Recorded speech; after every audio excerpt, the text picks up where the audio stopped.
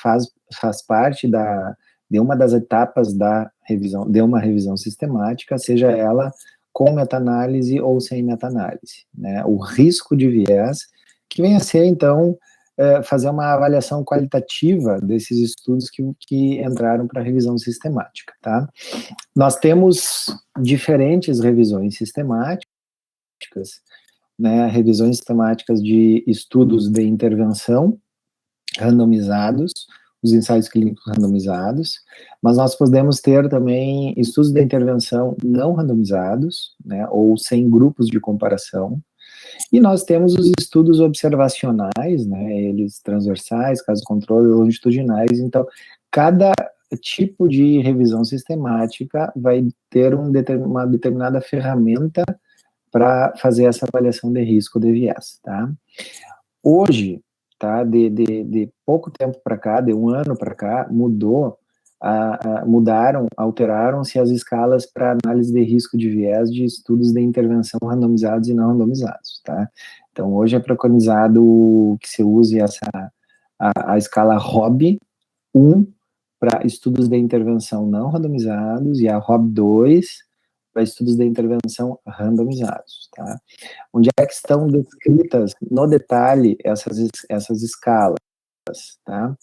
Essas escalas nós podemos observar aqui no site da Cochrane, né? Quando vocês vêm aqui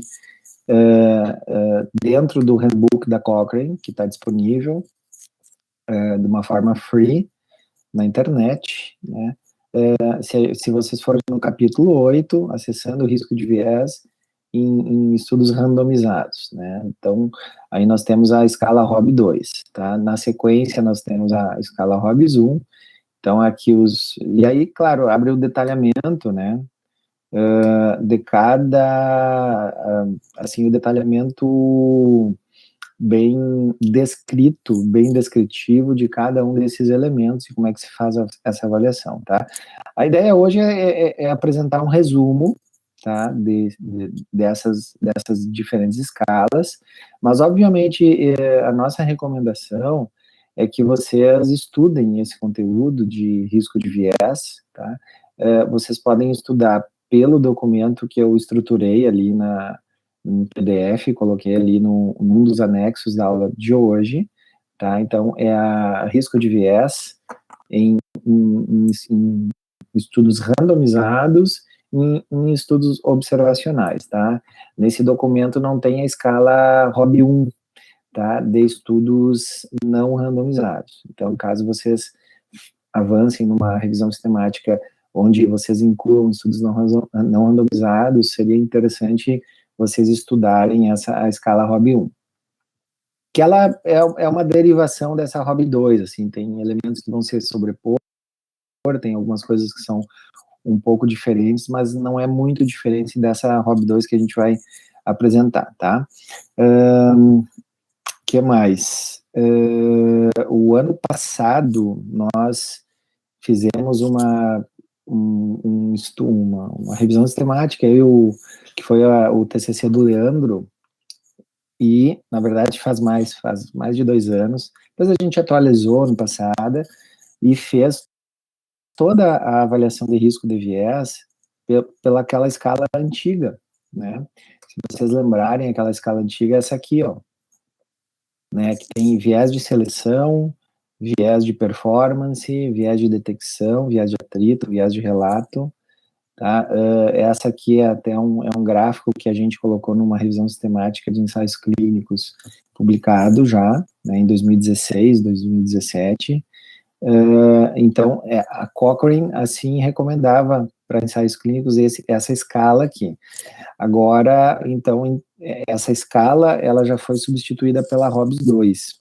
E essa revisão sistemática que a gente fez, usando essa escala antiga, né, nós submetemos numa revista, agora tem uns 2, 3 meses, né, e ela voltou da revisão, tá, com chance de publicação, e uma das coisas que o revisor pediu é que nós mudássemos a forma de fazer a avaliação de risco de viés e já incluíssemos a escala ROB2, tá? Então, eu vejo isso como uma coisa que não tem volta. Então, daqui para frente, eu recomendaria que vocês usassem essas escalas para fazer a avaliação de risco de viés, tá? Então, aqui os gráficos, ó, a forma gráfica daquela escala antiga, que tinha esses 5 tipos de vieses, né? E aí, claro, era possível introduzir mais tipos de vieses. E esses gráficos aqui, eles podem ser feitos, né, tanto no Heavman, que é o software da Cochrane, que tem lá um campo para a gente colocar essas informações, se é baixo risco de viés, se é risco incerto de viés, ou se é alto risco de viés, para os diferentes estudos, né, e depois ele dá um gráfico de percentual, né, como este aqui, ou um gráfico daí por estudo, 1 a 1, em cada um dos domínios dentro da escala, né, se é alto, se é baixo ou se é incerto risco de viés, tá? Então, vamos para a escala ROB2, né, que é a escala que, então, ela baliza a avaliação de risco de viés hoje para ensaios clínicos randomizados. Então, ela avalia 5 domínios, tá? Cada um desses domínios tem várias perguntas. Para cada uma dessas perguntas, né, existem 5 possibilidades de respostas, tá? Sim, provavelmente sim, não, provavelmente não, ou não informados, tá? E são perguntas que vocês vão ver agora na sequência da aula, são perguntas que elas vão dando um direcionamento. Eu achei mais interessante a escala nesse sentido que a anterior, porque ela vai direcionando, né, a avaliação do leitor, né, de quem está aplicando a escala. Né? São perguntas que têm que ser aplicadas de acordo com uma sequência proposta ali, tá? Ao final, em cada domínio, nós vamos ter um resultado, né? Se o resultado é daquele respectivo domínio é baixo risco, ou some concerns, que é algumas preocupações, ou alto risco de viés, tá? E ela vai dar esse tipo de gráfico aqui, tá? Então, são os 5 elementos, né, que a gente vai ver agora, né, randomização, desvio nas intervenções pretendidas, e aí vai, tá? Então, 1, 2, 3, 4, 5, e ela dá depois um resumo do que seria um risco geral de viés, né, da revisão sistemática, né, dos estudos que entraram para a revisão sistemática, tá? Então, vejam vocês, ó, que nós mantemos, em relação à escala antiga, nós mantemos o alto risco de viés e o baixo risco de viés. E saiu aquele risco incerto de viés e entrou esse outro aqui, que é algumas preocupações, tá? O que eu achei bem interessante também, porque muitos elementos que que não era bem informado no estudo, nós atribuímos risco incerto de viés, né? E hoje eles já direcionam um pouco mais essa avaliação. É claro que existem ainda subjetividades, tá? E vou passar para vocês um artigo depois para vocês aplicarem, lerem esse documento que a gente deixou ali no Moodle e aplicarem a escala para um artigo, né? Como exercício de fixação da aplicação dessa escala, tá? Da ROB2 para ensaios clínicos randomizados. Ok, então vamos lá. O primeiro domínio seria viés de randomização, tá? Então, a forma em inglês seria essa aqui, viés devido ao processo de randomização. E ela tem 3 perguntas. A sequência da randomização foi aleatória. Tá? Eu não vou entrar aqui, gente, hoje, em explicar o que é randomização, o que é sigilo da alocação, o que são esses elementos, tá? Eu vou partir de um pressuposto que isso aí já está, de certa forma, dominado por vocês. Mas caso não esteja, né? Nesse documento ali que a gente colocou, ele retoma um pouquinho esses conceitos, e caso vocês ainda estejam inseguros a como avaliar, né, e em relação aos conceitos propriamente ditos, que são avaliados em cada domínio, aí vocês têm que voltar, então, em livros textos, na parte básica ali, para entender a parte básica lá da metodologia científica, que daí não é metodologia científica. Então, a sequência de randomização foi aleatória, né?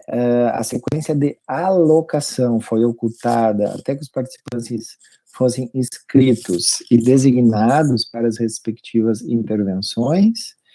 E terceiro, né, possíveis diferenças entre os grupos no baseline sugerem falhas no processo de randomização. Então, relacionado à sequência de randomização, propriamente dita, se ela foi aleatória ou não. Outro relacionado ao processo de sigilo da alocação, né, se a implementação da randomização ela foi feita de uma forma sigilosa ou não, né. 3 possíveis diferenças, caso ainda haja elementos para desconfiar se há um alto risco de viés ou um baixo risco de viés, né, é interessante que se faça uma avaliação daquela famosa tabela 1 lá no ensaio clínico randomizado para verificar se houve possíveis falhas no processo de randomização, tá? Então, em cima desses 3 elementos é construída a avaliação do risco de viés de randomização, tá? Aqui algumas lembranças aqui de como o que seria um processo de randomização o mais adequado, né? Uma central telefônica em que a pessoa, quando tiver que implementar a randomização, ligue lá para a central, e a central, a pessoa que está lá na central, ela aplica a randomização sem conhecer o paciente, sem saber o contexto, ela só sabe uma sequência, qual é o número do paciente, e aplica a randomização. Então, de uma forma totalmente sigilosa, né? E caso não seja possível, né, uma central de randomização, envelopes pardos e opacos, né?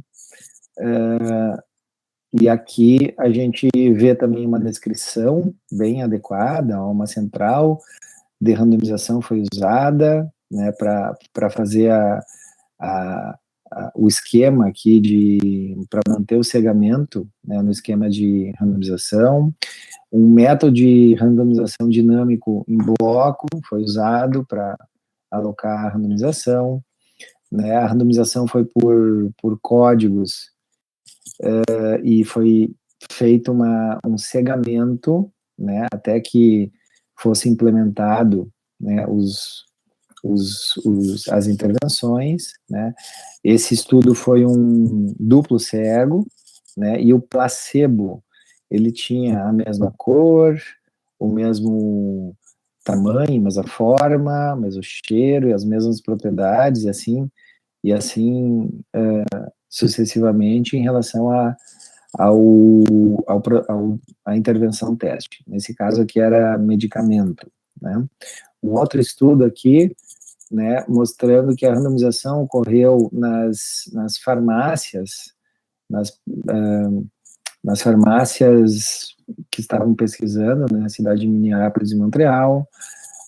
O estatístico do estudo gerou uma randomização em blocos permutados, né, uma sequência em blocos com diferentes tamanhos, de 2, de 4, de 8, né, com a estratificação de acordo com o país.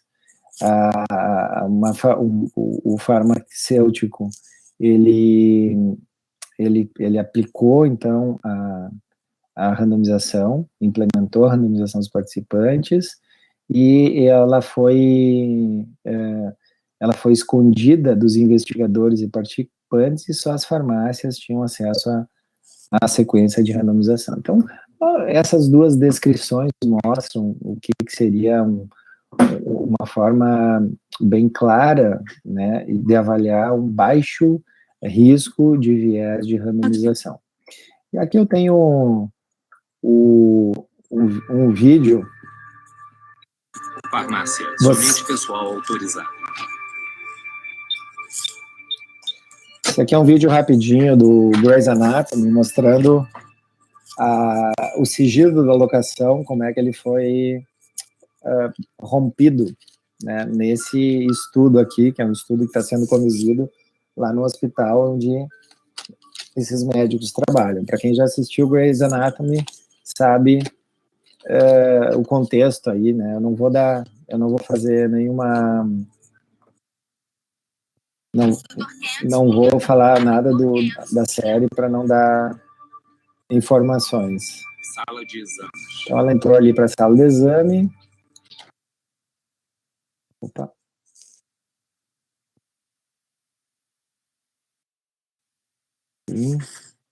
Respira fundo.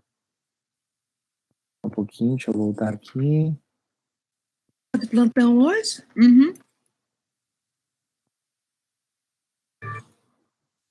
A gente tá meio... Respira fundo para mim, tá legal? Tá. Esse aqui é enfim, é um vídeo mostrando ali que ela rompeu o processo de sigilo da locação, tá? Então, é a parte bem básica, assim, de explicar o que é randomização e o que é sigilo da locação, tá? Então, eu vou pular esse videozinho aqui, para a gente não perder muito tempo. Tá.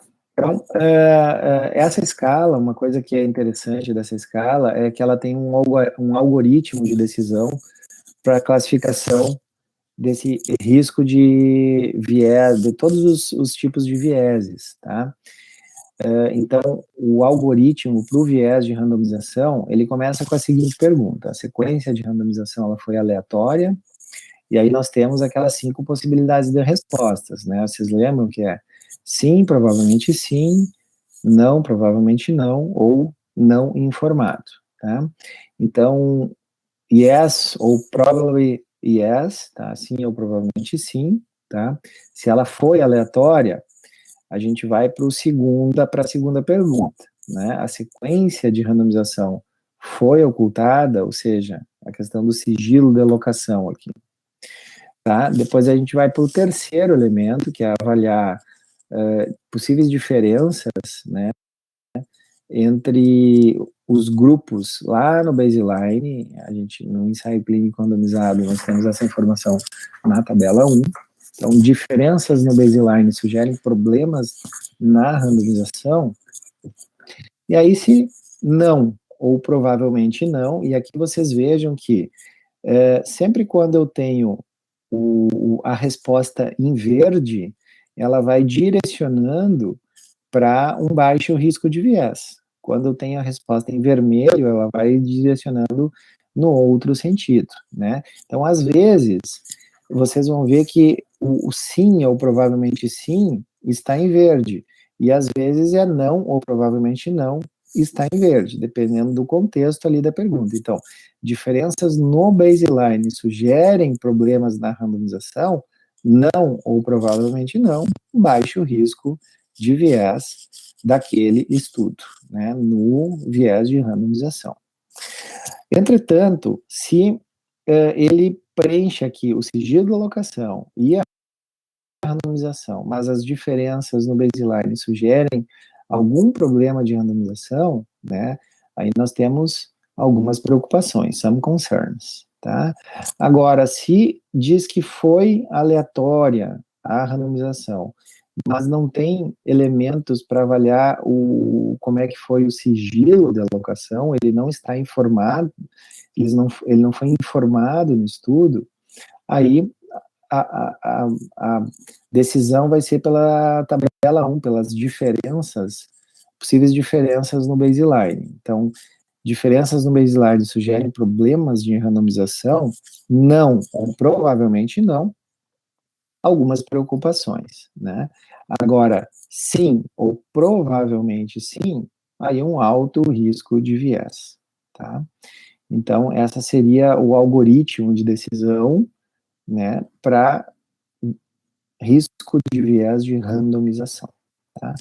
Agora, se a sequência de randomização ela não foi ocultada, se nós temos de uma forma clara isso escrito lá no estudo, né, aí ela já vai direto para alto risco, tá? Então, dependendo do contexto ali, de como está escrita essas informações, a gente vai, então, encaixando essas respostas e tomando as decisões dos direcionamentos, né, dessa árvore aqui de decisão.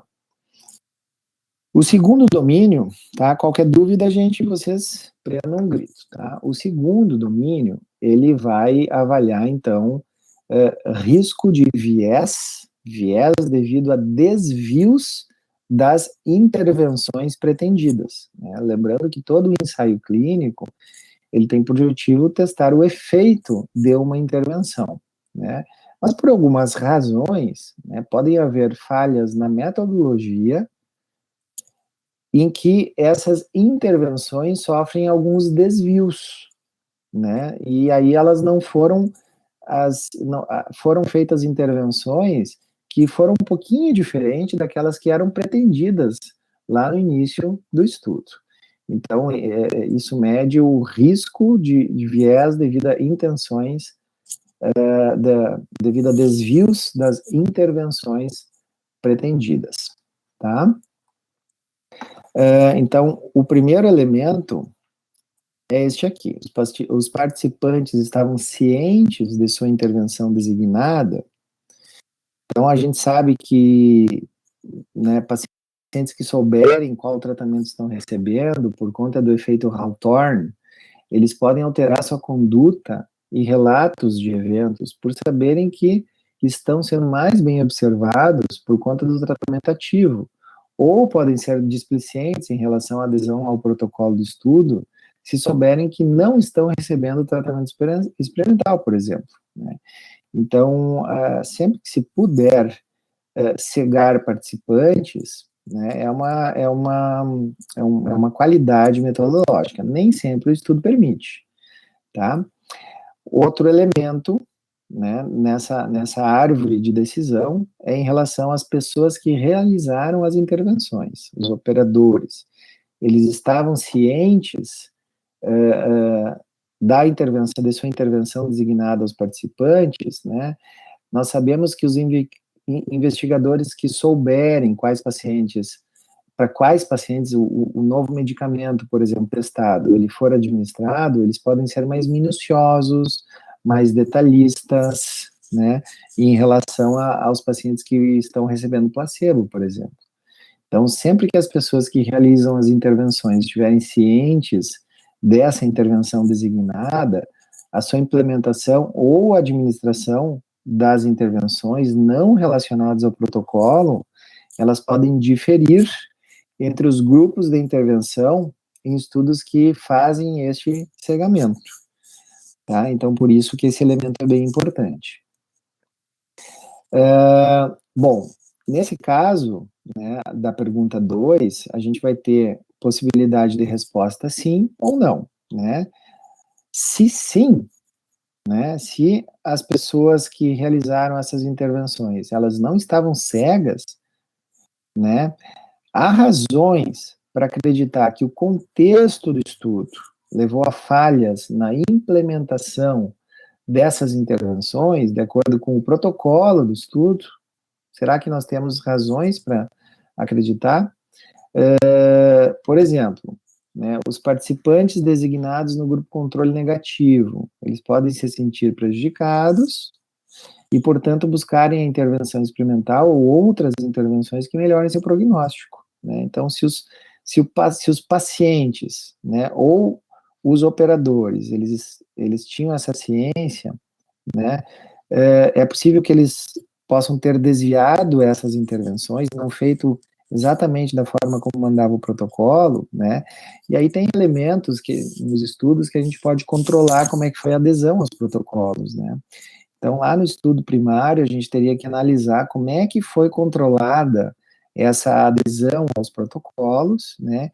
E analisar se essa forma que foi descrita de controle, vocês concordam que ela realmente promoveu um controle efetivo ou não, né?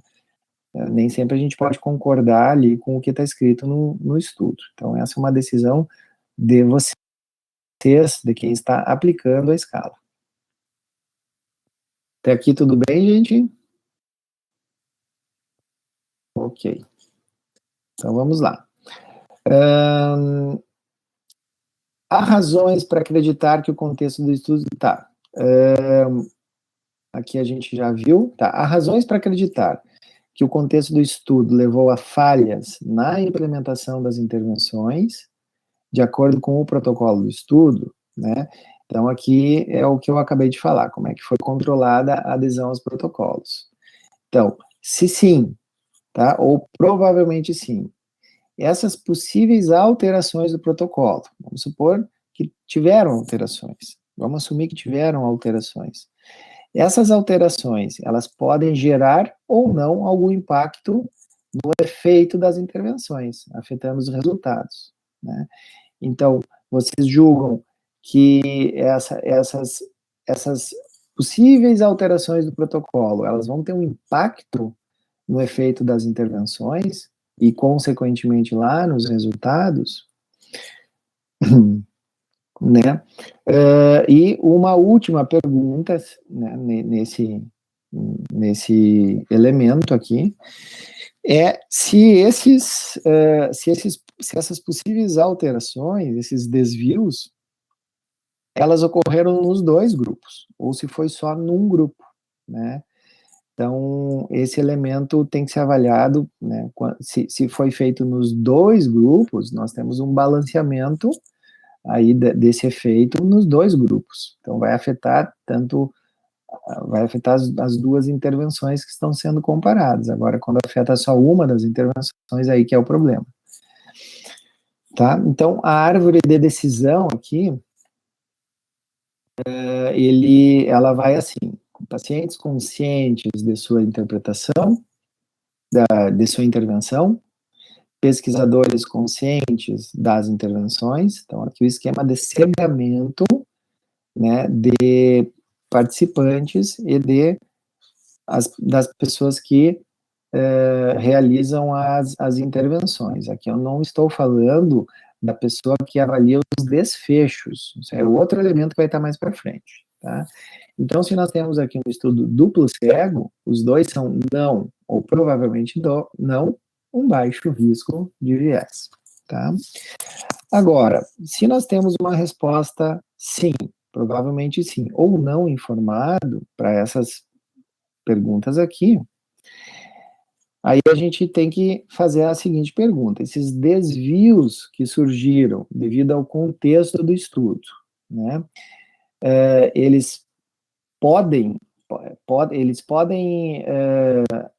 ser importantes, né, se a gente julgar, então, que não ocorreram mudanças nos protocolos, né, porque a gente verificou, por exemplo, como é que foi o controle da adesão aos protocolos, né, ou que eventualmente possa ter um que outro paciente apenas que teve esse desvio, de forma que não vai ser importante esse impacto, aí a resposta seria não, ou provavelmente não, tá? O que direciona aqui para o baixo risco. Agora, se não está informado isso, aí nós temos algumas preocupações, tá? Esses desvios, eles afetaram os desfechos, né? Então, se nessa pergunta nós temos aqui a resposta sim ou provavelmente sim, né? Esses desvios, eles afetaram os desfechos, tá?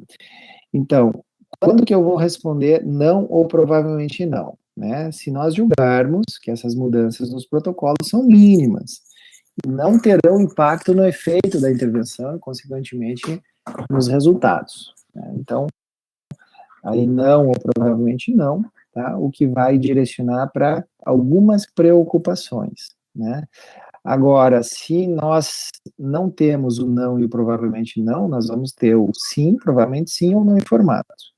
E aí existe mais um elemento aqui de pergunta, né? Esses desvios, eles foram balanceados nos dois grupos, os dois grupos de intervenção tiveram esse efeito dos desvios, né? Se sim, ou provavelmente sim, algumas preocupações.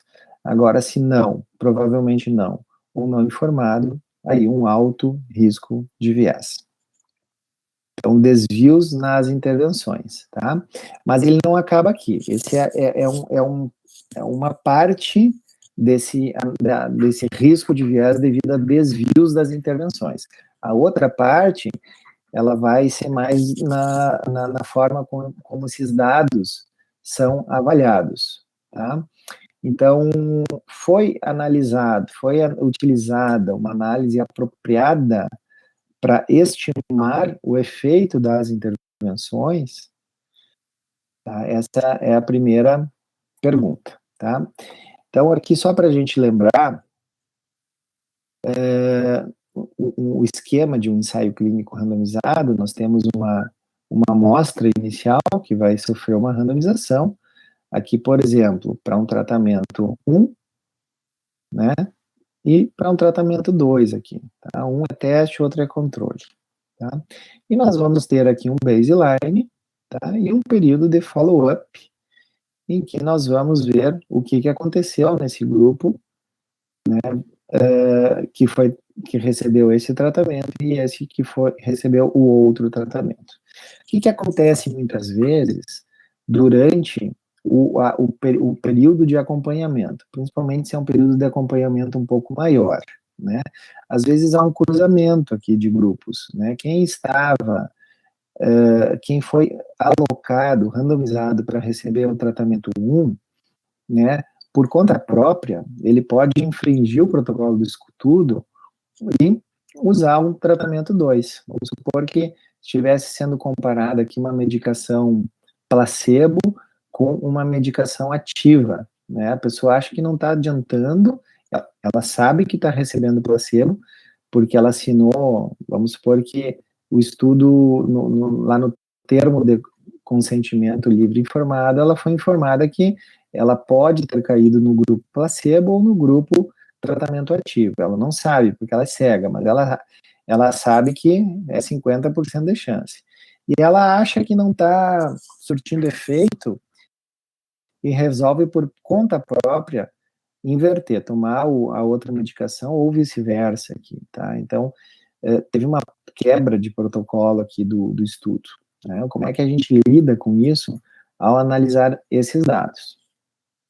Tem duas formas, né? Ou análise por protocolo, né? Ou conforme tratado, né? Então, os pacientes são analisados de acordo com as intervenções recebidas, ou seja, aquela pessoa que foi randomizada para o tratamento 1, mas acabou usando o tratamento 2, muito mais do que o 1, né? Ele vai ser analisado, né? De acordo com o recebimento do tratamento 2, né? Que é o protocolo, de acordo com o protocolo recebido, né? E uma outra forma seria análise por intenção de tratar, que, embora a pessoa tenha sido randomizada no grupo 1 e tenha recebido o tratamento 2, né, ela vai ser analisada como se ela tivesse recebido o tratamento 1, a qual ela foi alocada, né, mesmo que ela não tenha recebido esse tratamento e tenha recebido outro tratamento, né. Então, é uma análise mais conservadora e ela não quebra o esquema da randomização, que é muito importante, tá? E vocês vão ter ali naquele documento que eu coloquei no PDF, ali no Moodle, tem bem explicadinha essa diferença de análise por intenção de tratar e por protocolo, tá? Então, o certo seria sempre análise por intenção de tratar, né? Análise por protocolo, ela seria uma análise errada, tá? Bom, essa análise errada, próxima pergunta, ela impactou substancialmente os resultados, né? Então, essa é uma próxima pergunta, se é que foi usada uma análise errada, né? Vejam que as perguntas, elas são colocadas na medida que vai avançando o algoritmo, né? Então, depende da resposta ou não. Se se foi feita uma análise de intenção de tratar, né, ela é adequada, a gente nem avança para essa próxima pergunta. Tá? Então, aqui, um estudo, né, um recorte aqui de uma descrição, ó, nós conduzimos análise no SAS, de acordo com o princípio de intenção de tratar. Foi utilizada, então, análise apropriada para estimar o efeito das intervenções? Se não, tá? Daí, a próxima pergunta, essa análise errada, ela impactou substancialmente os resultados? Sim ou provavelmente sim. Então, quando o número de participantes que foi analisado no grupo da intervenção errado, ou pacientes que foram excluídos para análise, ele foi suficiente para que houvesse impacto substancial nos resultados. Tá? Então, quando vocês concluírem essa conclusão aqui, né, concluírem essa conclusão é boa, né? Quando concluírem isso, né, aí vocês estão sendo direcionados para sim ou provavelmente sim. Ok? Então, o viés devido às intervenções pretendidas, tá? Algoritmo de decisão. Então, aquele primeiro lá que nós já vimos, né, é um primeiro elemento desse grande conjunto de informações aqui para analisar esse viés, esse segundo viés. E aqui, então, é o algoritmo para essa segunda parte ali relacionada à análise. Então, foi feita uma análise apropriada para estimar o efeito das intervenções designadas, né? Se sim, ou provavelmente sim, um baixo risco. Se não, provavelmente não, ou não informado, então, uma próxima pergunta. Então, teve um impacto, há um impacto substancial nos resultados devido a essa análise errada? Então, se não, ou provavelmente não, né, vamos supor que tinham sido muito poucos pacientes que quebraram esse protocolo, né, de forma que, mesmo que você analise como protocolo, em vez de análise por intenção de tratar, não vai ter um impacto importante. Então, algumas preocupações. Agora, se sim, provavelmente sim ou não informado, então, um alto risco de viés, tá? Mas vejam vocês que nós temos dois elementos aqui, né, para analisar o risco de viés devido aos desvios, né, nessas intervenções pretendidas, né? Então, como é que faz o risco global de viés, tá? Se eu tenho um baixo risco na parte 1 e na parte 2, baixo risco. Agora, se eu tenho algumas preocupações na parte 1 ou na parte 2, tá? Mas nenhum alto risco, algumas preocupações. E se eu tenho alto risco na parte 1 ou na parte 2, tanto faz, né? Se uma delas já ganha alto risco, ele vai ter um alto risco de viés. Então, esse é o algoritmo de decisão para risco de viés devido a desvios nas intervenções pretendidas. O próximo domínio é o viés devido à falta de dados nos resultados. Antes de eu avançar para ele, me contem, estão entendendo? Está muito rápido? Como é que está indo aí, gente? Sim. Oi. Uma informação sempre é com base nos dados, né? Ali tem o caso de se é não informado. Em nenhum momento é só o nosso julgamento. É sempre com base. E se não tem alguma coisa, a gente tem que procurar por alguma outra alternativa conseguir. Ou fica pelo nosso julgamento. Se não tem a informação, se vocês procuram a informação e ela não está informada, né, a decisão ali, o algoritmo é não informado. E aí ele vai direcionar vocês para a decisão, ó. Então, não informado, quando não tem a informação para vocês dizerem nem que não, nem provavelmente não, nem que sim ou provavelmente sim, não tem a informação. Ele é não informado, né? E se é não informado, você vai descendo aqui. Aqui, se é não informado, né, algumas preocupações. Aqui, não informado, ali não informado. Então, o não informado significa que você não tenha elementos nem para decidir que não ou provavelmente não, e nem que sim ou provavelmente sim. Entendeu? Entendido. Não, é que a dúvida era se a gente procurava mais alguma informação além para suprir, para talvez não ir para um alto risco.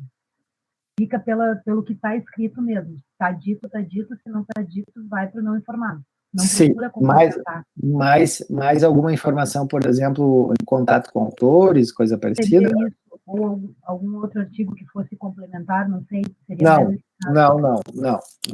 Para analisar o risco de viés, a Cochrane, ela não recomenda, é uma análise do artigo específico. Tá. Você não vai buscar essa informação em outros, porque tu está analisando o risco de viés daquele artigo específico ali. Né? Que poderia ser, ou entrar em contato com o autor mesmo, então é basicamente só o que está, se está escrito, tá, se não está, é o que tem. Não necessariamente só o que está escrito, tu vai olhar esses elementos na metodologia, que vai descrever, então, toda a forma como foi planejada e como realizada, e nos resultados, né, nas tabelas, nos resultados, em todo o paper, material suplementar, tudo isso é o conteúdo que tu vai analisar para tomar essas decisões. Certo? ok. Beleza. Então, vamos para o terceiro domínio, que é um viés devido à falta de dados nos resultados. Bias due to missing outcome data. Então, risco de viés devido à falta de dados nos resultados. Os dados disponíveis, né, para todos ou quase todos os participantes randomizados do estudo. Né, ele tem dados disponíveis para todos ou quase todos os participantes. Nós sabemos que num estudo de acompanhamento, né, num estudo de intervenção, nós sempre temos um período de acompanhamento, e muitas vezes os pacientes que foram randomizados, eles vão sendo perdidos ao longo do tempo, né? Então, ficam dados faltantes, né, pacientes em que se perderam os dados, né? Então, esse domínio aqui, ele busca avaliar esse elemento, tá? Falta de dados nos resultados, né? E por que isso é importante? Porque muitas vezes, né, esses pacientes que não voltam nas consultas de acompanhamento são os pacientes que têm os piores desfechos, né, os desfechos mais negativos. E se eles estivessem no estudo, eles iriam influenciar bastante, né, os resultados. Então, se não, então há dados disponíveis para todos ou quase todos os participantes randomizados no estudo? Se não há dados. A evidência que o resultado possa não ter sido enviesado pela falta de dados nos resultados, então, como é que a gente vai avaliar isso lá no estudo primário? Né? Se vocês forem, aqui eu trouxe uma descrição de um estudo primário, né, de como é que eles trabalharam essa questão. Né? Para participantes com dados faltantes, nós conduzimos uma análise de sensibilidade com os seus desfechos excluídos ou incluídos como um evento. Então, o que seria isso? Né? Análise de sensibilidade de melhor e pior cenário. Né? Isso seria uma análise complementar justamente para verificar o impacto dessas perdas no tratamento, né? no efeito dos tratamentos. Então, suponha aqui que eu tenha uma intervenção teste aqui, uma intervenção controle, e que o meu desfecho seja mortalidade. E nós não sabemos o que aconteceu com aquelas pessoas que não voltaram mais, nós perdemos o contato. Elas mudaram, não tem mais o mesmo telefone, mudaram de cidade, enfim, você não sabe se elas morreram ou se não morreram, né? Porque o tratamento, vamos supor que era um tratamento que estava sendo feito para tratamento de uma doença que poderia levar à mortalidade, um câncer, por exemplo, né? Então, como é que a gente faz essa análise de sensibilidade do melhor e do pior cenário? O que seria o melhor cenário? O melhor cenário, né, aquele muito animador, seria nós considerarmos que todos os pacientes perdidos no grupo de intervenção, eles não têm o desfecho de interesse, ou seja, eles não morreram. Todos que receberam a intervenção teste não morreram. E todos os que receberam a intervenção controle com o desfecho de interesse. E aí então a gente completa o banco de dados colocando as informações dos pacientes faltantes dessa forma, tá? E calcula a estimativa aqui, faz daí uma análise para verificar, né, se tem diferença significativa entre a intervenção teste e entre a intervenção controle, de acordo com aquele desfecho de interesse. Isso seria o melhor cenário. O pior cenário seria o contrário, a gente vai inverter, né? Então, 100% dos pacientes perdidos no grupo teste, eles vão ter o desfecho de interesse. E 100% no controle, sem o desfecho de interesse, tá? Mesma coisa, calcula aqui as estimativas, tá? E aí a gente verifica. Bom, depois eu vou comparar essas estimativas, né? Se essa estimativa daqui, ela for na mesma direção dessa estimativa daqui, não precisa ser igual, estou falando na mesma direção, não muda de direção, né? Provavelmente a perda de segmento, ela não foi significante, né, para os resultados do estudo. Agora, se nós temos diferenças aqui, né, elas mudam direção, possivelmente, então, teve a perda de segmento daqueles pacientes, né, ela foi significativa, ela teve um impacto nos resultados. Então, a evidência que o resultado possa não ter sido enviesado pela falta de dados nos resultados, então essas análises de sensibilidade vão mostrar isso aí. Né? Nesse sentido, o resultado pode ter sido influenciado pelo verdadeiro valor dos dados faltantes, né? Por exemplo, a perda de follow-up devido a um agravo de saúde versus a perda por outras razões não relacionadas aos resultados, né? Se a perda de acompanhamento ou a retirada do estudo puder estar relacionada ao estado de saúde dos participantes, é possível que a falta no resultado tenha sido influenciada pelo seu verdadeiro valor. No entanto, se todos os dados de resultados ausentes ocorrerem por motivos documentados que não estão relacionados ao resultado, ao desfecho de interesse, e nesse exemplo que eu usei foi morte, foi mortalidade, o risco de viés devido à falta de dados de resultado, ele será baixo, né? Então, aqui a dica aqui é verificar as razões de perdas, né, se as proporções elas diferem entre os grupos de intervenção, ou as razões relatadas por essas perdas, né, desses dados faltantes, elas diferem entre os grupos de intervenções, né? Então, as razões de perdas, elas devem ser analisadas, né? E se elas não estão descritas no estudo primário, a gente vai ter essa informação como não informado, tá? Então, um algoritmo de decisão para classificação de risco de viés devido à falta de dados nos resultados. Então, desfechos descritos para todos os participantes, sim ou não, tá? Se sim, ou provavelmente sim, baixo risco de viés. Agora, se não, provavelmente não, ou não informado, a evidência de que o resultado não está enviesado pela falta de dados, tá?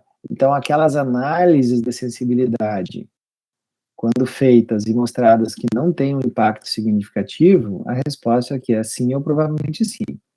Então, a evidência de que o resultado não está enviesado pela falta de dados, sim ou provavelmente sim, baixo risco.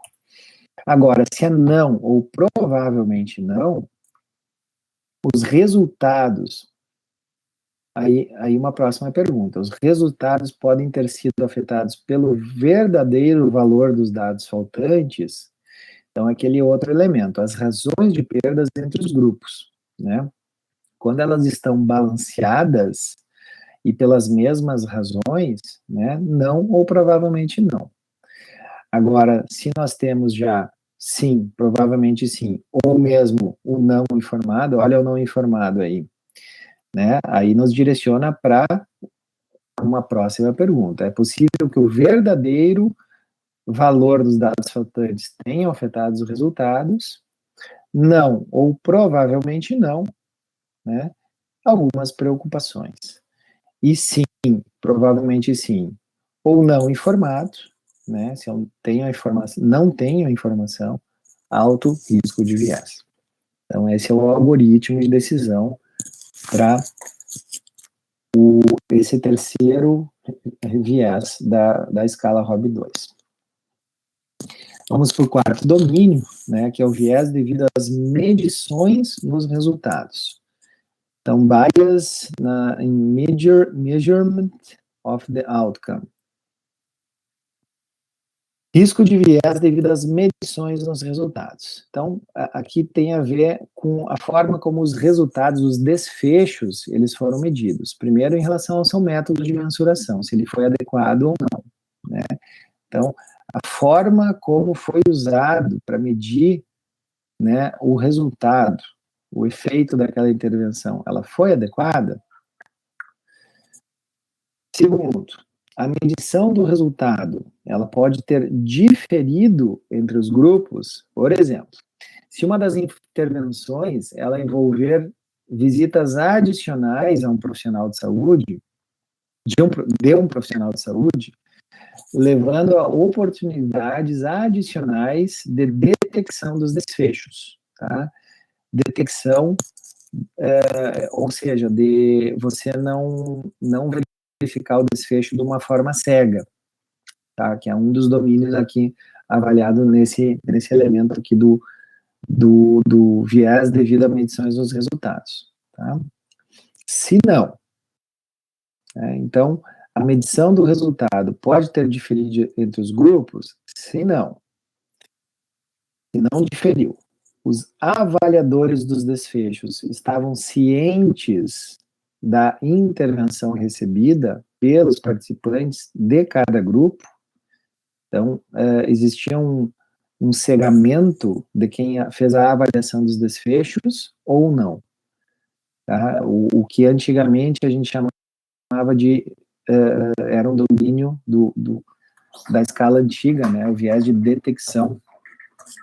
Se sim, então, se eles estavam cientes, ou seja, eles não estavam cegos, a avaliação dos desfechos, ela pode ter sido influenciada pelo conhecimento da intervenção recebida, especialmente em desfechos que envolvam algum nível de decisão, né?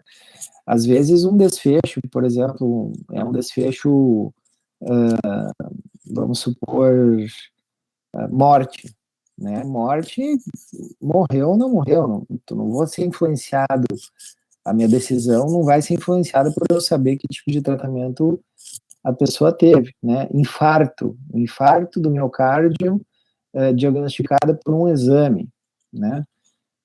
Que não seja um diagnóstico subjetivo.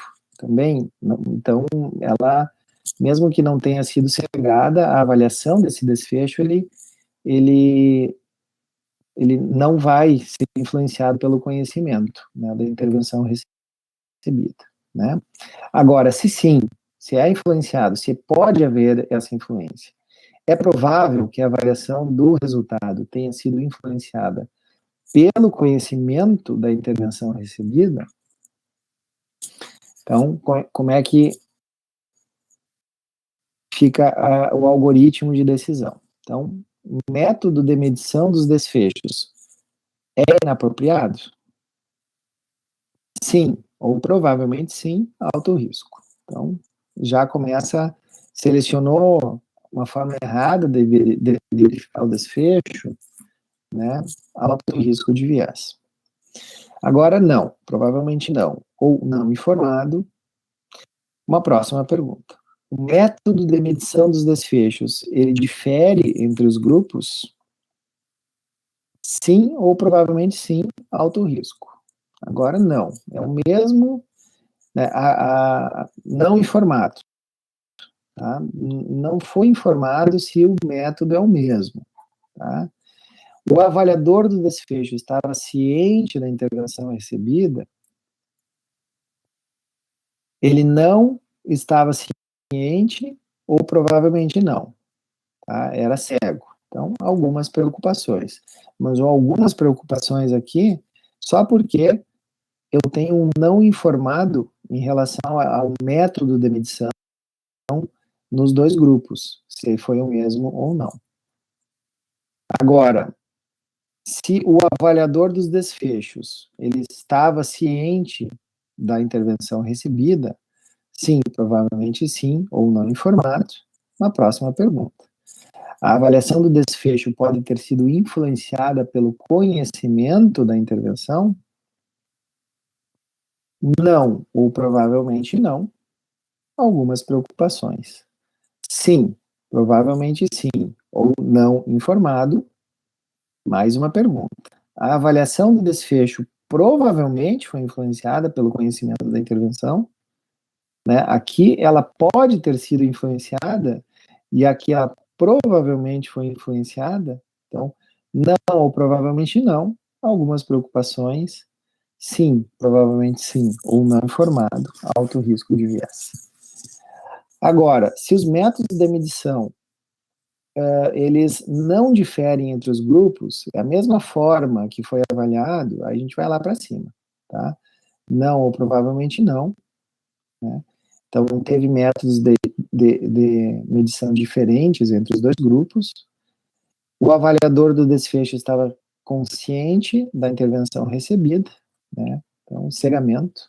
Não, provavelmente não, baixo risco. Agora, sim, provavelmente sim ou não informado. A avaliação do desfecho, aqui vai repetir essa mesma sequência. A avaliação do desfecho pode ter sido influenciada pelo conhecimento, né? Não, provavelmente não, baixo risco. Sim, provavelmente sim ou não informado, né? A gente vai para uma próxima pergunta, se ela provavelmente foi influenciada pelo conhecimento da intervenção, né? Não ou provavelmente não, algumas preocupações, tá? E sim, provavelmente sim, ou não informado, alto risco de viés. Então, vejam vocês que tem algum nível de subjetividade, né, em alguns elementos dessas escalas, tá?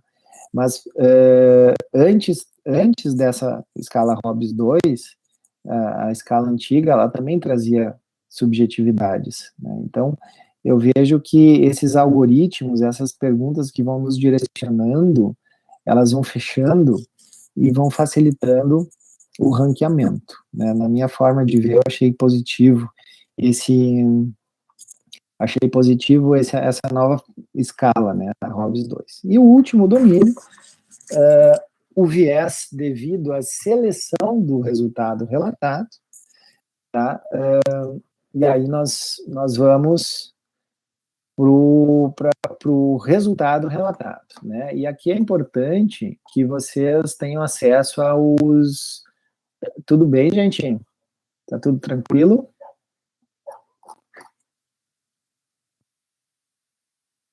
Alô? Alô? Vocês estão aí ainda? Sim, professor, tudo certo? Sim, prof, tudo certo. Tá bom, então tá. Então, a última é o risco de viés na seleção do resultado relatado, né? Nós sabemos que muitas pesquisas, especialmente aquelas que são patrocinadas pela indústria, elas selecionam estrategicamente, ou podem selecionar estrategicamente um determinado desfecho, né, para apresentar os resultados principais do estudo, mesmo que essa estratégia não tenha sido planejada no projeto inicial do estudo. E essa medida ocorre porque, após uma exploração preliminar do desfecho principal, inicialmente planejado, não se obtém resultados positivos. Então, diminuindo assim a chance de publicação e a divulgação daquela suposta intervenção, né, com finalidades financeiras, né, como pano de fundo. Então, para a gente avaliar esse domínio, né, o risco de viés na seleção do resultado relatado, é importante que o projeto ou o protocolo do ensaio clínico ele esteja disponível e que os desfechos primários e secundários pré-especificados lá no protocolo, né, estejam reportados de acordo com o planejado, estejam reportados no estudo que foi publicado, né, de acordo com aquele planejamento inicial, né. Mesmo que não haja disponibilidade do protocolo, também pode ficar claro que o estudo publicado incluiu todos os desfechos desejados no contexto daquela temática. Então, às vezes, pode não haver um protocolo, mas a decisão aqui ela pode dar um baixo risco de viés, porque todos os desfechos possíveis foram explorados, os principais desejados naquela temática, tá? Então, os dados que produziram os resultados foram analisados de acordo com um planejamento pré-especificado antes que os resultados estivessem disponíveis. O resultado relatado foi escolhido entre um conjunto de medidas coletadas, ele foi selecionado entre várias possibilidades, né? Ou esse resultado ele foi relatado, selecionado entre múltiplas análises de dados que estavam elegíveis. Então, essas três perguntas vão direcionar a decisão aqui para a classificação do risco de viés nesse domínio, tá? Então, resultados selecionados a partir de múltiplos desfechos medidos ou de múltiplas análises de dados, né? Eles foram estrategicamente selecionados, né? E aquelas outras os outros múltiplos desfechos avaliados, inclusive desfechos possivelmente mais importantes, ou formas de análise mais importantes, elas não estão no estudo. Então, eles foram selecionados estrategicamente e as demais foram omitidas. Então, os dois, não ou provavelmente não.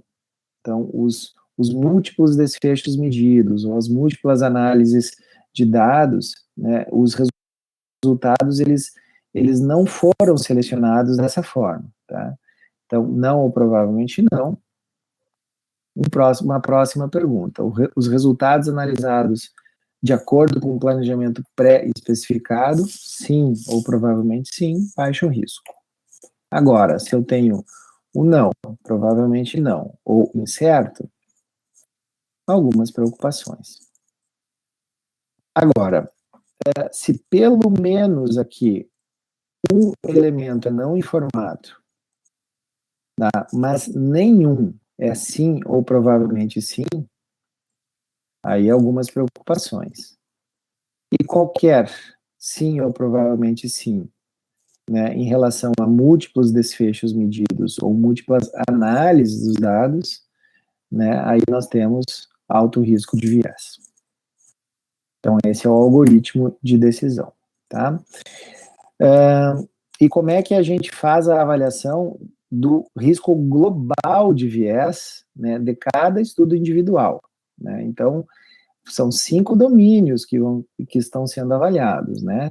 O que seria um baixo risco de viés? O estudo tem baixo risco de viés, tá? Então, ele é considerado de baixo risco de viés para todos os domínios para esse resultado. Então, deu baixo risco de viés para os 5 domínios. Algumas preocupações, né? Considera-se que o estudo levanta algumas preocupações em pelo menos um domínio. Então, dos 5 domínios, pelo menos um tem algumas preocupações, mas nenhum tem alto risco de viés. Nenhum tem alto risco. Tá? E o alto risco de viés seria quando encontra-se alto risco de viés em pelo menos um dos 5 domínios avaliados, ou, né, tem algumas preocupações em vários domínios, de uma maneira que reduz substancialmente a confiança nos resultados. Tá? Então, assim que a gente faz o risco geral de viés do estudo individual. Okay? E aí nós vamos ter esses gráficos aqui. Então, aqui o viés de randomização, desvio nas intenções, dados faltantes, medidas dos resultados e seleção dos resultados. Né? Baixo risco de viés, algumas preocupações e alto risco de viés. Isso aqui é uma outra forma de apresentar os resultados. Né? Então, aqui eu tenho estudo 1, estudo 2, estudo 3, e aí vai 9 estudos. Né? Cada linha eu apresento, né, em relação ao primeiro domínio, ao segundo domínio, terceiro, quarto, quinto e o overall, que é o risco geral de viés, né, baixo risco de viés, some concerns, é esse negativo, e o vermelhinho é o alto risco de viés. Então, ele pode vir nessas cores, ou pode vir naquelas cores de sinaleira, né, que é o amarelo, o amarelo, o verde e o vermelho. Então, são 2 formatos aí de apresentação desses gráficos. Ok? E aí, gente? Tudo bem?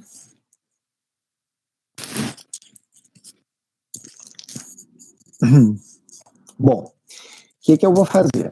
Tá? Eu vou apresentar aqui uma das escalas, a Rob Zoom, eu não vou apresentar para vocês, tá? Eu não montei, não estruturei ela em aula, porque a gente acaba usando pouco, usa-se menos, tá?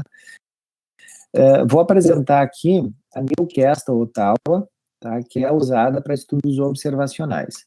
E ela vai, é uma adaptação, a Newcastle, né, chamada escala NOS, ela tem uma adaptação para estudos transversais, para estudos de caso-controle e para estudos longitudinais, mas os elementos são muito parecidos. Então, eu vou mostrar para um deles, ou para estudos longitudinais, ou para estudos de caso-controle, ou para transversais, e depois vocês vão estudar ali no documento, né, as diferenças entre elas, tá?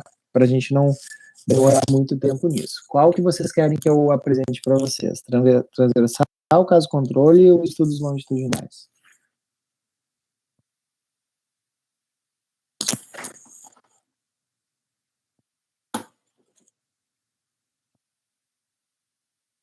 Por mim, pode ser transversal. Eu ia falar longitudinal. Aberta a votação. Tá, então eu vou apresentar aqui dos transversais, tá, que são elementos bem parecidos do longitudinal. O caso controle vai ser um pouquinho diferente. Vamos lá, então. Então, para os 3 tipos de estudo, tá, a escala Newcastle Ottawa Scale, tá, aqui está errado, tá, é NOS. Esse W aqui não tem. É um S aqui. Então, ele vai avaliar 3 domínios. Domínios de seleção da amostra, domínio de comparabilidade dos grupos avaliados e domínio de exposição e desfechos. Tá?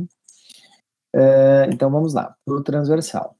Lembrando, gente, que o estudo que tem baixo risco de viés, ele vai ter, no máximo, 9 estrelas. Tá? Então, é uma escala que a apresentação do resultado é por estrelinha.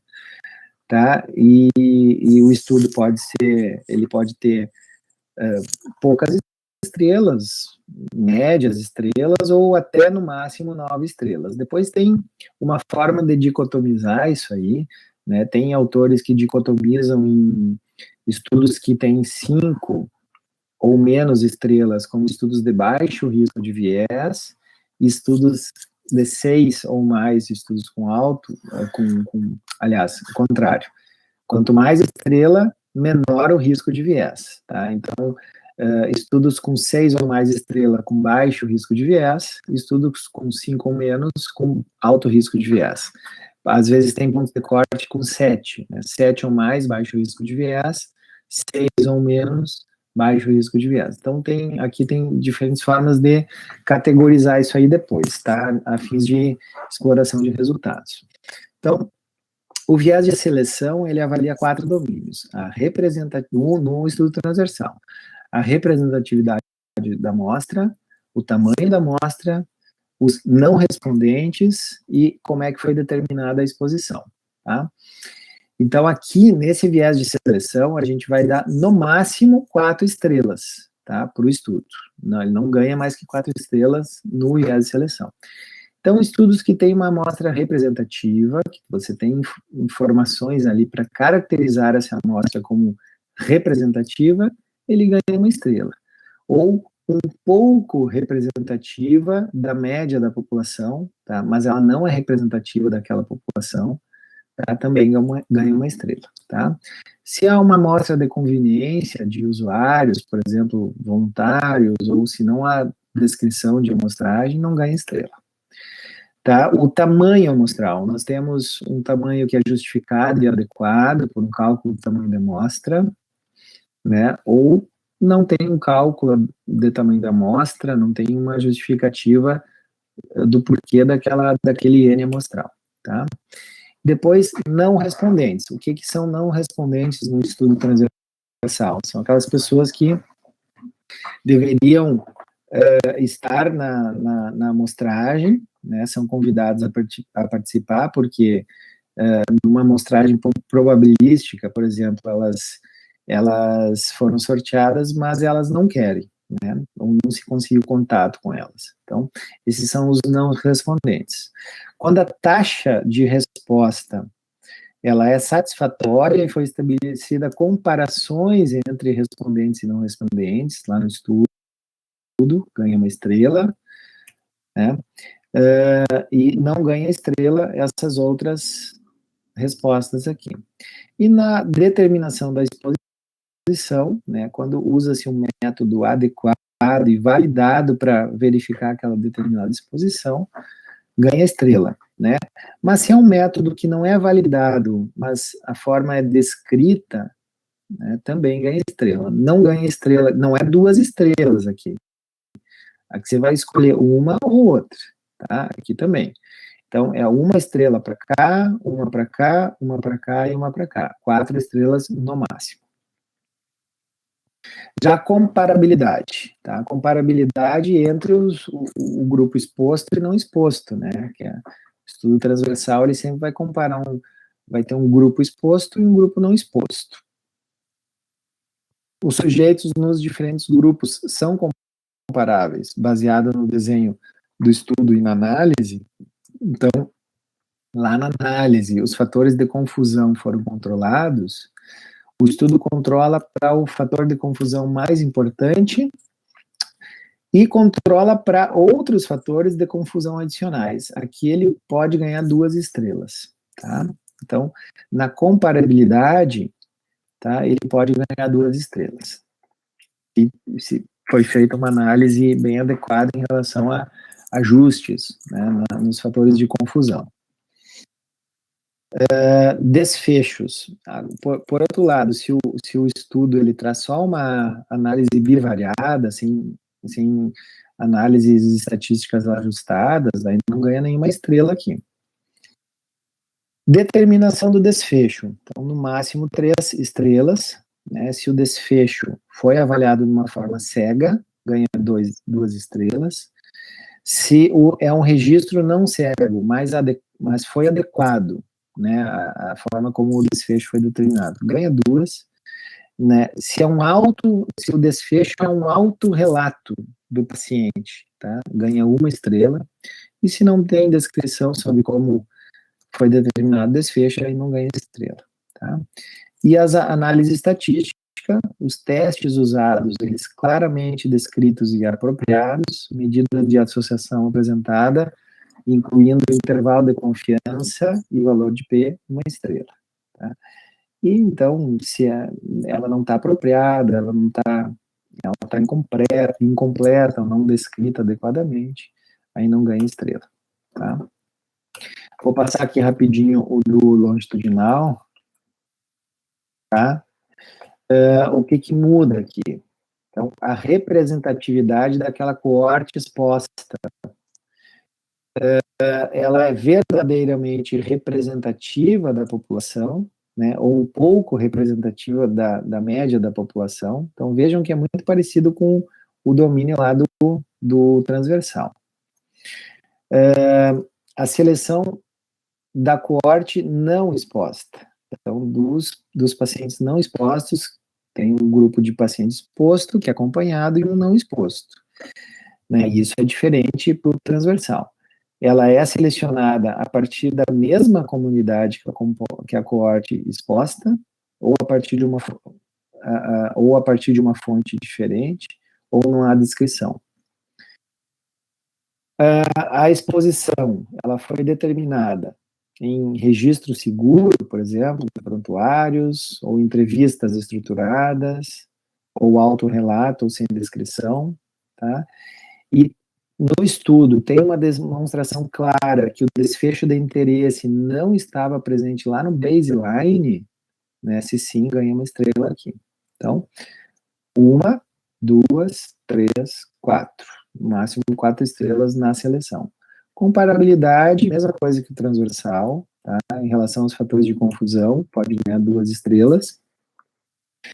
E os desfechos, mesma coisa que o transversal. Então, avaliação cega, ou registro não cego, mas adequado.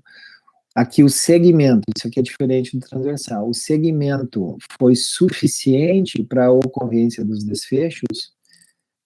Não, o estudo ali está acompanhando, por exemplo, falha restauradora, mas faz uma avaliação de 6 meses. Né? 6 meses é um tempo suficiente para tu verificar falha restauradora de uma forma importante. Acompanhamento da coorte foi adequado, o período de acompanhamento teve um segmento completo, né? Ou seja, sem perdas de pacientes, ou pequenas perdas de segmento, com provável viés de atrito ou descrição detalhada das perdas, ou grandes perdas de segmento, né, sem detalhada as características das perdas e sem descrição. Então, aqui é um ou outro, tá? Então, aqui no máximo, 3 estrelinhas, tá? E como é que esses dados, eles são apresentados, tá? Normalmente. Então, tem aqui a seleção, a comparabilidade e o desfecho, e as diferentes perguntas aqui, tá? Quando ganhou estrela, quando não ganhou, a comparabilidade aqui, que é o único elemento que tu pode ganhar 2 estrelas na mesma pergunta, tá? E o total aqui, ó, 7 de 9, 7 de 9, 5 de 9, 8 de 9, tá? Aqui para estudos de caso controle, são as mesmas, são perguntas bem parecidas, tem alguma diferencinha ali, tá? Mas é basicamente a mesma coisa. Então, essa é a forma de descrição das Newcastles, ok? Bom, é sempre importante quando a gente faz uma análise de risco de viés, que de alguma forma a gente consiga incorporar essa análise de risco, né, na nossa análise. Tem uma crítica, né, de que a qualidade de risco de viés, o risco de viés, ele é realizado em 70% das revisões sistemáticas, mas incorporadas na análise apenas em 16%.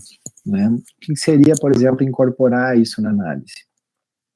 Isso aqui é uma revisão que a gente publicou em 2013, com meta-análise. Então, aqui a gente fez um subgrupo de estudos com risco moderado ou alto de viés e comparamos os resultados a estudos com baixo risco de viés. Aqui a gente está falando de um efeito de uma tecnologia usada em tratamento coadjuvante da doença periodontal para o desfecho profundidade da sondagem. Então, vejam aqui que quando a gente avalia estudos com alto ou moderado risco de viés, nós temos um resultado que é significativo a favor da intervenção. Por que significativo? Né? Porque está aqui à direita, né, no grupo aqui que favorece o grupo experimental.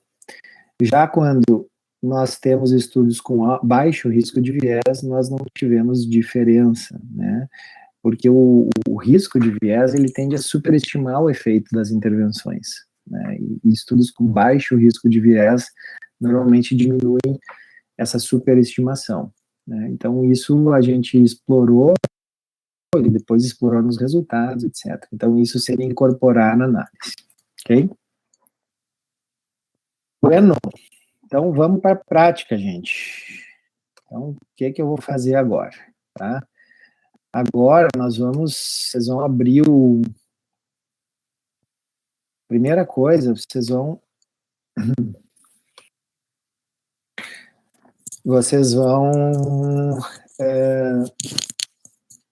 baixar, vocês já baixaram aqueles arquivos ali que eu deixei, todos eles? Deixei os arquivos ali na área de trabalho, ali no Moodle, tá? Na aula de hoje. Então, vamos precisar daqueles arquivos, tá? Se alguém não baixou ainda,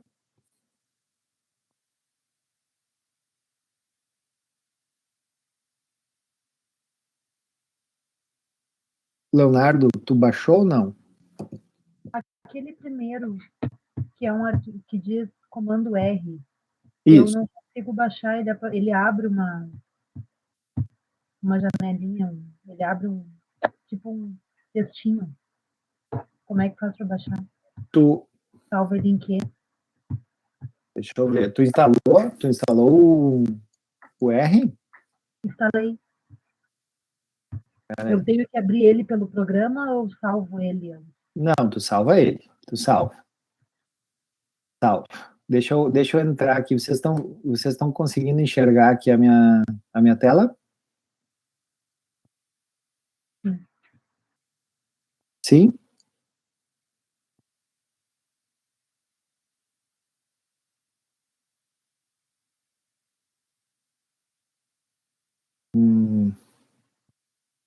Eu preciso sair aqui. Eu não vou conseguir fazer isso aqui enquanto eu estiver logado aqui.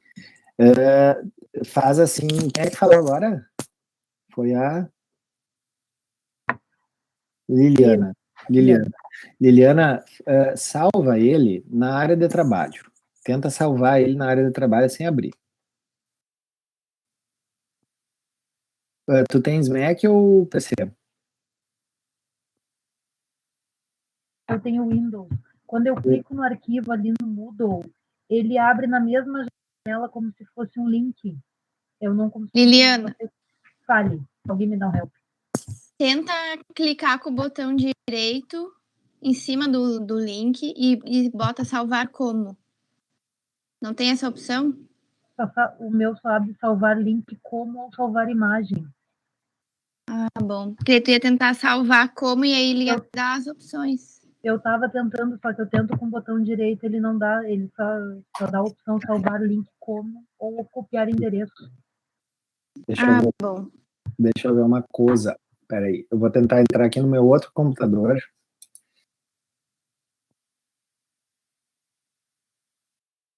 com esse login. Vamos ver se vai dar tudo certo.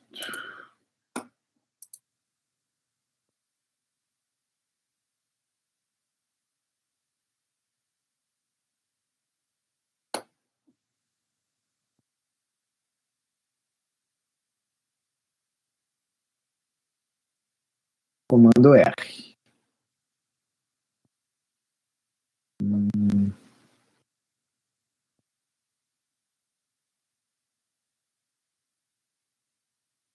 Ele abre, né?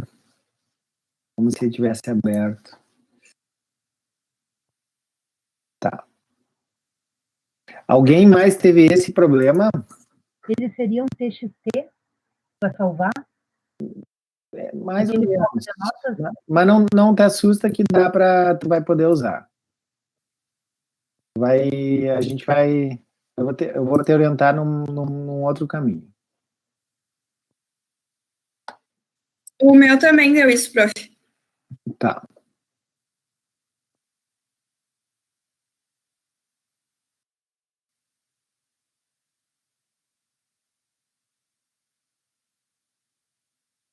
Eu vou ver se eu consigo.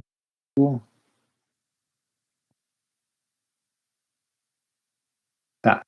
Ele abre, vocês conseguem copiar aquela informação que está ali, né? Toda aquela informação que está dentro ali daquele arquivo, quem não conseguiu baixar, consegue copiar, correto? Sim. Tá. Então, o que vocês vão fazer? Tá? Agora me acompanhem aqui. Vocês vão fazer isso aqui, ó. Tá? Primeiro, abrir o RStudio. Ah, importante, uma coisa importante. Quem tem Mac, tá?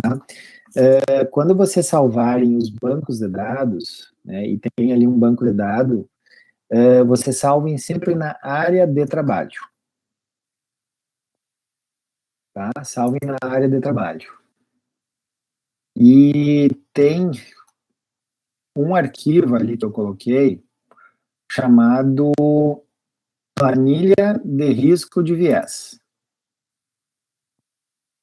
Tá?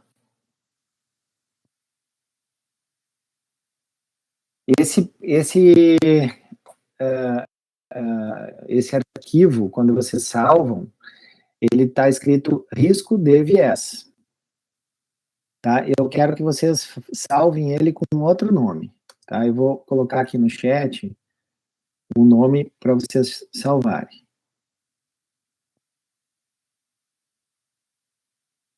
É esse aqui, ó.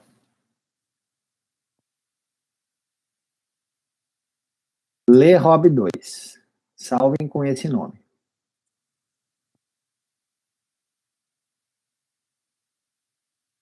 Tá? Aquela planilha de risco de viés. Tá? Ela não é uma planilha de Excel, quer dizer, ela é uma planilha de Excel, mas ela está salva como CSV, formato CSV.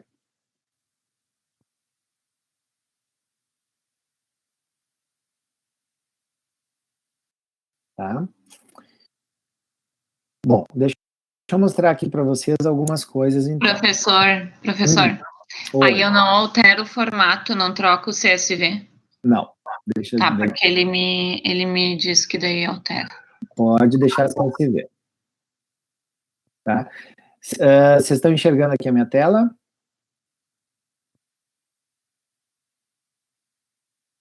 Sim? Sim. Tá. Gente, então, essa aqui é a outra planilha que está ali no Moodle, tá? É uma planilha que eu tirei de um estudo, de um material suplementar de um estudo, que ele coloca aqui toda aquela sequência, né, todas as perguntas, né, para direcionamento dos diferentes vieses ali para a escala ROB 2, ó, tá? Então, isso aqui é um detalhamento no material suplementar, tá? Então, se vocês forem usar essa escala, eu recomendo que vocês façam, num primeiro momento, essa planilha aqui, para depois vocês, a informação que vocês vão precisar depois para os estudos é essa aqui, né, para fazer o gráfico, aquele gráfico ali, tá? É o overall risk of bias, ok? Bom, essa planilha que eu coloquei para vocês é essa aqui, ó. Eu abri aqui.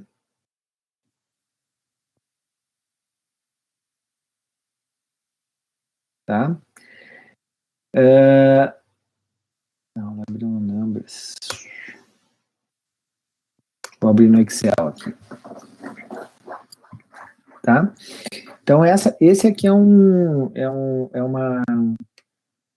estudo que a gente fez agora, tá? O Leandro e eu fizemos uma revisão de estudos da intervenção para avaliar efeito de evidenciador de placa. Tá? Tem grupo teste, tem grupo controle, são ensaios clínicos randomizados. Nós submetemos com aquela escala antiga e os revisores pediram que nós submetêssemos com essa nova escala. Tá? Então, então, a gente submeteu aquela planilha que eu recém mostrei para vocês, mostrando detalhadamente cada uma das respostas, tá? E a gente vai ter, para nós conseguirmos fazer aqueles gráficos, a gente vai ter que fazer uma planilha assim. Então, é uma planilha de Excel, tá? Em que nós temos 1, 2, 3, 4, 5, 6, 7, 8 colunas. 8 colunas. Tá? Nas linhas, tá? E não adianta botar lá em cima, ele tem que ser aqui na linha, tá? A primeira linha é study, tá? Com letra maiúscula, o study.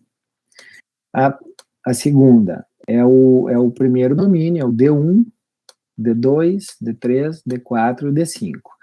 E aqui tem que ser exatamente esse nome aí, tá? Não adianta vocês botarem aqui randomização, tem que ser D1, tá?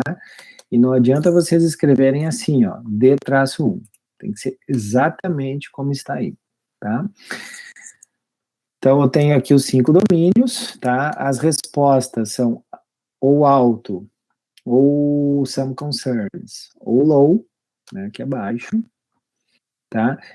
Vocês veem a formatação da tabela, que ela não tem linha, ela não tem linhas, tá? Aqui, por exemplo, não tem. Ela é assim, bem crua. E aqui tem uma coluna, tá? Que é se esse estudo, se essa revisão, ela gerar uma meta-análise, vocês podem colocar aqui o peso, tá? O peso que cada estudo individual contribuiu para a meta-análise. Quem não entende isso aí ainda, a gente vai trabalhar na semana que vem isso aí, tá? O peso do estudo. Então, aqui, se a gente fazer um somatório, a gente vai chegar em 100, tá? Porque cada estudo contribuiu com um peso diferente para a meta-análise, ok? Então, isso aqui é opcional, tá? Por que isso aqui? Porque a gente pode fazer uma avaliação dessa escala de risco de viés, fazer uma ponderação para esse peso, tá? O que é mais um elemento interessante de análise, ok? Bom, então abrimos um Excel em branco, fazemos isso aí, preenchemos, tá? E depois a gente vai salvar como, tá? E o default, o padrão do Excel é vir já uma pasta de trabalho Excel, né, 97, 2004, para mim é esse aqui, tá? Então, o que eu escolho aqui, ó? Eu venho aqui e escolho separados por vírgula do Macintosh, ó, .csv, tá? Traço Rob 2, se não tem o traço, o R não vai conseguir abrir, tá? E aí vocês vão salvar, e quem tem Mac, a recomendação é que vocês salvem sempre na mesa. Porque se você salvar em subpastas, dentro de uma pasta, por exemplo, nos documentos, ou enfim, depois ele não vai conseguir abrir isso aí, ele não vai conseguir ler, tá? Então, eu não vou salvar de novo aqui, porque a minha já está salva lá na área do trabalho, tá? Então, sempre as planilhas, para serem abertas no R, e as planilhas que vão gerar depois as meta-análises, elas são feitas assim, elas são feitas aqui no Excel e são salvas em CSV. Então, eu vou fechar, tá? E agora eu vou abrir o RStudio, tá? Abra um RStudio, vou fechar aqui, tá? Então, quem tem aquele arquivinho e não conseguiu baixar, o que vocês vão fazer? Vocês vão vir aqui em File, tá? New File, tá? RScript. Ok? Vamos abrir aqui. E aí vocês vão pegar lá onde vocês abriram, vão copiar todas aquelas, do início ao fim, todos aqueles comandos lá e vão colar aqui. Tá? Então, colhem aqui os comandos. Tá? Isso aqui, ó. Vamos ver se ele abre aqui. Ó. Para mim ele já... Ó. Então, venho aqui, ó. Copiem. Ó. Copiar. E cola lá.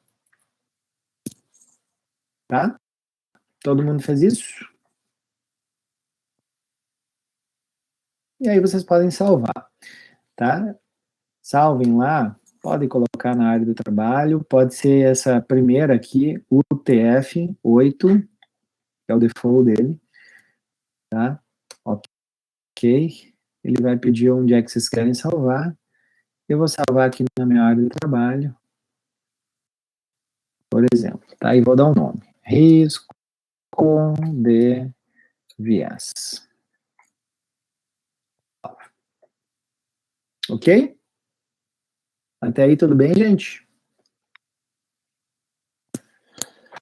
Tá. Gente,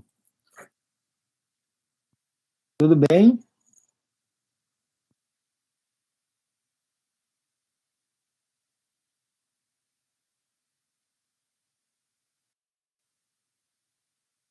Alô, vocês estão me escutando? Sim, prof, tudo certo.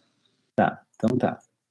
Deixem alguém ficar com o microfone meio ativado aí, vai me dando os feedbacks aqui. Bom, então, esse é o arquivo aqui de comando, tá? Quando eu faço um arquivo de comando, tá? Eu posso dar nome, escrever dentro dele, como se fosse um Word, um TXT, né? E tudo que vocês quiserem escrever como descritivo, que vocês não queiram fazer comando dele, vocês coloquem um jogo da velha, tá? Coloquem o jogo da velha e escrevam o que vocês quiserem, tá? Sempre com o jogo da velha.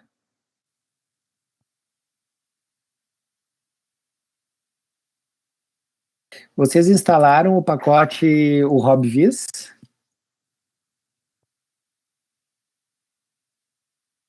Sim? Se não instalaram, vocês têm que vir aqui no Packages, Install, tá? Hobviz, tá? E instalar. Fazer esse passo. O meu já está instalado.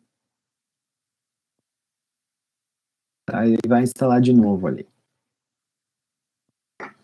Tá? Então, precisa estar instalado o pacote para vocês conseguirem fazer esses gráficos aqui. Bom, segundo passo é abrir o banco de dados, aquele do LeRob2. Então, eu venho aqui, ó, em Import Dataset. Import Dataset, From Text, Read R. Tá? Essa segunda opção aqui. Venho aqui.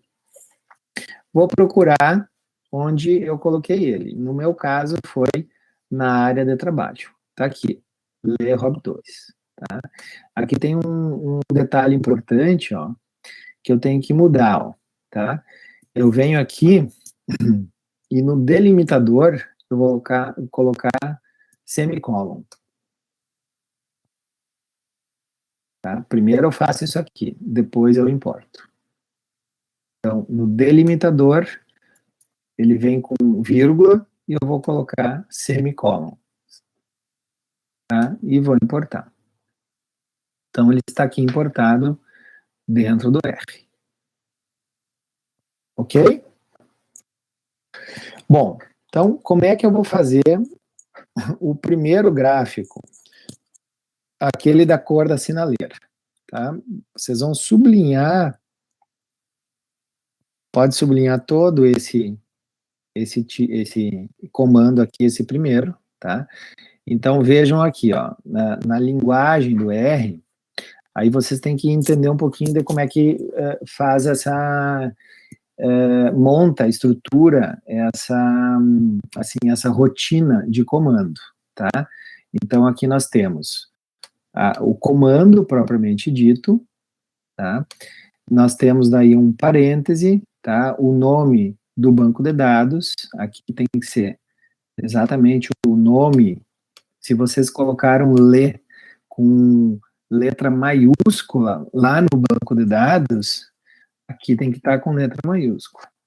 Se for letra minúscula, então esse nome aqui tem que ser exatamente como está o nome desse banco de dados. Senão ele não vai ler. Depois, qual é o pacote que ele usa, e depois aqui é um tamanho. Isso aqui foi eu fiz testes aqui para chegar nesse resultado aqui, que é um tamanho das bolinhas ali, né, para fazer, tá? Então, esse primeiro gráfico, ele tá, por padrão, a cor da sinaleira, tá? Traffic Light. Então, só sublinha aqui e coloca em rodar. Lá, vem o run. Ah, tá. Não ativei o pacote. Importante. Ó, gente, antes de fazer isso aqui, tem que ativar o pacote. Vocês podem ativar o pacote fazendo isso aqui, ó. Tá? E rodando. Ou vindo aqui direto, ó. E procurando os pacotes aqui na aba Packages. Tá? Vão lá no R, ó, que é o Hobvis, ó, e cliquem nele. Ele tem que estar ativado. Se ele não estiver ativado, vai dar aquele erro lá. Tá? Então, agora ele está ativado. Então, para ativar ele, ou faço isso, né, ou ativo lá. Então, depois, eu venho aqui e rodo o comando. Aí ele vai abrir um gráfico, ele vai rodar e vai fazer o gráfico lá, tá? Se eu quiser ver direitinho como é que ficou, né, eu dou um zoom nele.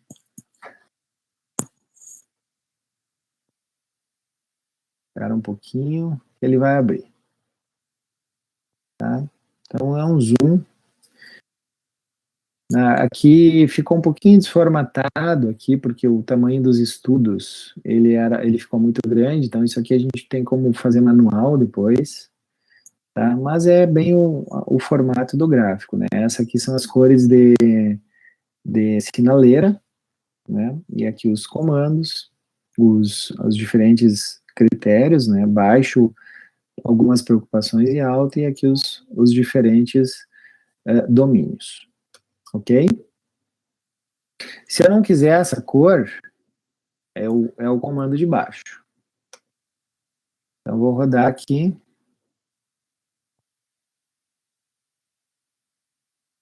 Então, tá ali o comando de baixo, ó. Tá? Então, eu acho até mais bonitinho esse aqui. Tá? Cores menos... Depois, se eu não quiser, se a revista não permitir colorido, aí eu posso salvar isso aqui e abrir no Photoshop e tirar as cores, fazer só preto e branco. Então, como é que eu salvo isso aqui?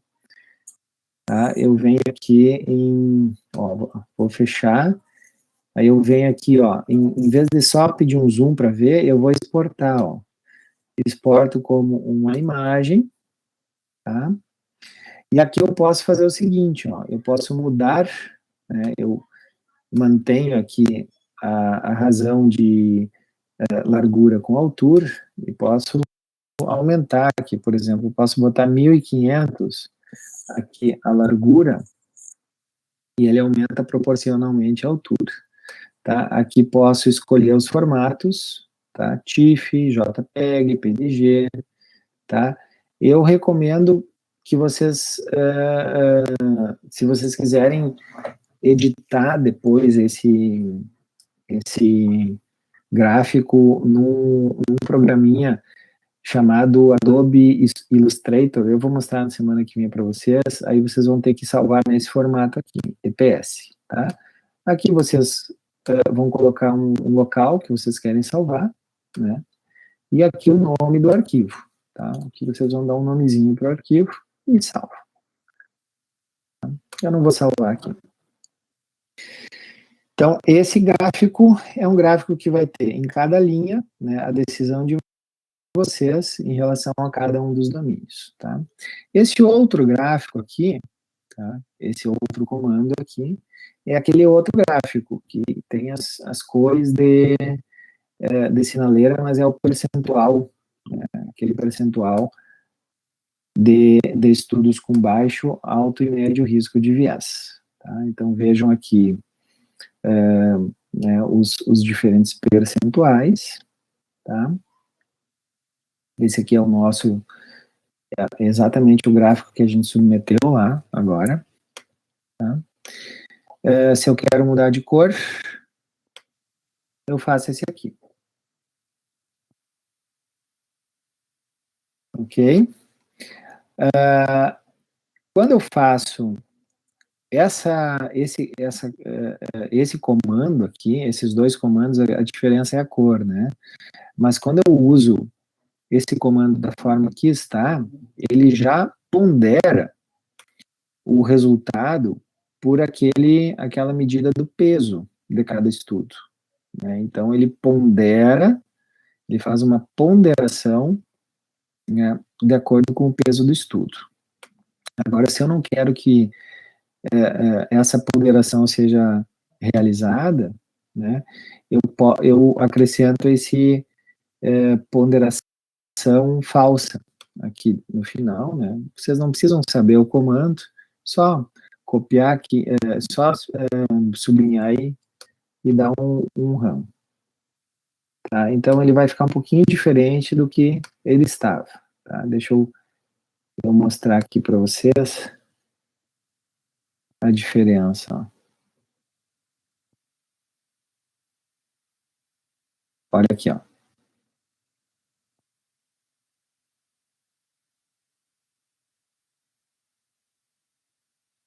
Olha aqui, olha o tamanho do vermelho, desse primeiro vermelho aqui, tá? Esse é quando eu não pondero. E aqui, quando eu pondero.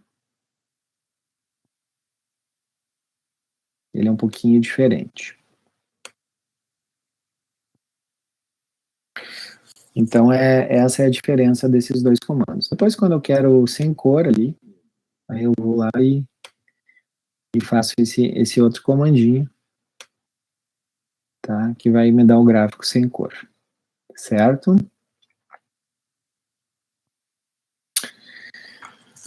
Já aquela outra figura lá da escala de risco de viés em estudos observacionais, daí é uma figura simples, né? Vocês vão fazer até pode ser no Word, e vão depois transferir esse arquivo para um editor de fotos e aí fazer a descrição da figura. Tá, gente? Todo mundo conseguiu fazer? Não sei se vocês estão fazendo concomitantemente.